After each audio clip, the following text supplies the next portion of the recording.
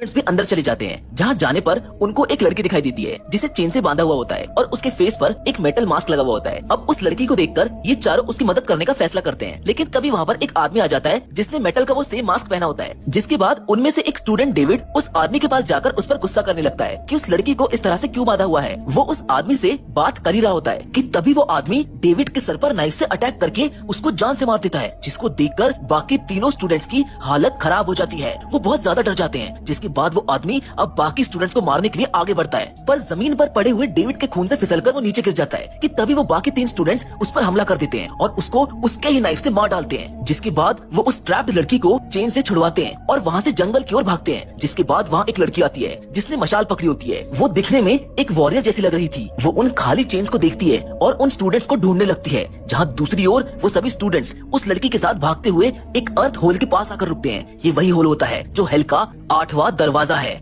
और फिर हम उन दोनों सीनियर स्टूडेंट्स को कार में बैठा हुआ देखते हैं जो म्यूजिक सुन रहे होते हैं कि तभी उन्हें कार के आसपास कोई हलचल होती हुई सुनाई देती है और कार की हेडलाइट्स ऑन करते ही उन्हें वहाँ पर वही वॉरियर लेडी दिखती है जो अपने 2 साथियों के साथ खड़ी होती है। वो लेडी और उसके वो 2 साथी उन दोनों स्टूडेंट्स को मार डालते हैं। जिसके बाद उन तीनों स्टूडेंट्स को दिखाया जाता है जिन्हें जंगल के बीच एक घर दिखता है जहाँ पर वो मदद मांगने के लिए चले जाते हैं। वो घर एक ओल्ड लेडी का है जो वहाँ पर अकेली रहती है। वो सभी वहाँ पर जाकर उस ओल्ड लेडी से मदद मांगते हैं। वो ओल्ड लेडी उन सबको देखकर डर जाती है, जहाँ ब्रैंडन उस ओल्ड लेडी को समझाने लगता है कि हम सब एक मुसीबत में फंस गए हैं और हमें आपकी मदद चाहिए। जिसके बाद ब्रैंडन उस लड़की की चेन्स और हथकड़ी को तोड़ने के लिए कटर लेने के लिए बेसमेंट में चला जाता है और बॉबी पुलिस को कॉल मिलाने के लिए घर में फोन ढूंढता है, जहाँ एशले उस लड़की के साथ गेस्ट रूम में रुक जाता है और एशले उस ओल्ड लेडी से पूछता है कि आपके पास कोई हथियार है, जिस पर ओल्ड लेडी मना कर देती है और चाय बनाने के लिए किचन में चली जाती है, जिधर बॉबी पुलिस को कॉल मिला चुका होता है कि तभी पीछे से वही ओल्ड लेडी आकर बॉबी पर हमला कर देती है और चाकू से उसका गला काटकर उसको जान से मार डालती है। जबकि वो कॉल पर उन पुलिस ऑफिसर्स को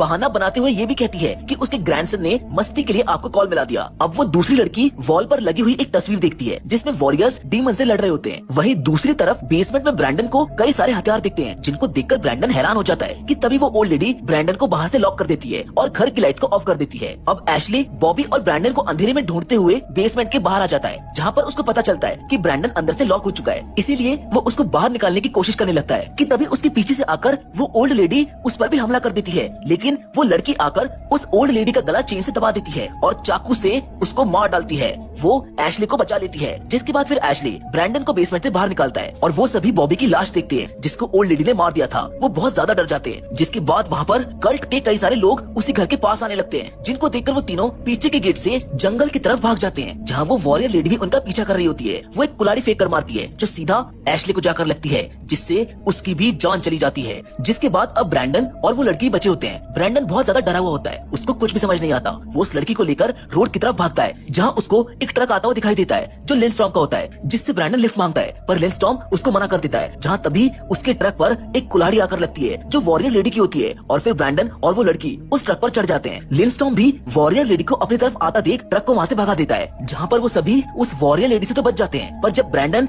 उस लड़की के फेस से उस मेटल के मास्क को वहाँ पड़ी रॉड से हटाता है तो उसके होश उड़ जाते हैं। उस लड़की की आंखों का रंग बदलने लगता है, उसके नुकीले दांत बाहर आ जाते हैं और वो लड़की एक भयानक और खतरनाक डीमन में बदल जाती है, जो ब्रैंडन पर हमला करके उसको भी मार डालती है। ब्रैंडन को मारकर वो इस ट्रक से उतरकर भाग जाती है, जिसको देख लिंडस्टॉर्म भी बहुत बुरी तरह से डर जाता है और ब्रैंडन की डेड बॉडी को पुलिस स्टेशन लेकर जाता है। जिसके बाद हम लिंडस्टॉर्म को देखते हैं जो पुलिस स्टेशन में अपनी इसी कहानी को सुना रहा होता है। ऑफिसर्स उससे पूछते हैं कि तुमने ये बात किसी और को तो नहीं बताई, जिस पर वो ना में जवाब देता है और वो ऑफिसर्स उसको बताते हैं कि इस आइलैंड के बीच घने जंगलों में अर्थ में एक होल है जिसको हेल का गेट भी कहा जाता है, जहाँ से दूसरी दुनिया के डीमंस इस दुनिया में आते हैं और जो कल्ट के लोग यानी वो वॉरियर्स हैं वो सभी उन डीमंस को खत्म करके इस दुनिया की रक्षा करते हैं। पर अब तुम्हारी और उन स्टूडेंट्स की वजह से वो डीमन बचकर भाग चुकी है। जिसके बाद एक ऑफिसर लिंडस्टॉर्म को पीछे से दबोच लेता है और उसको भी मार डालता है, ताकि इस बारे में किसी को भी पता ना चले, क्योंकि ये एक राज है जो राज ही रहना चाहिए। और इसी के साथ ये ग्रे क्लाउड आइलैंड की पूरी कहानी यहीं पर खत्म हो जाती है।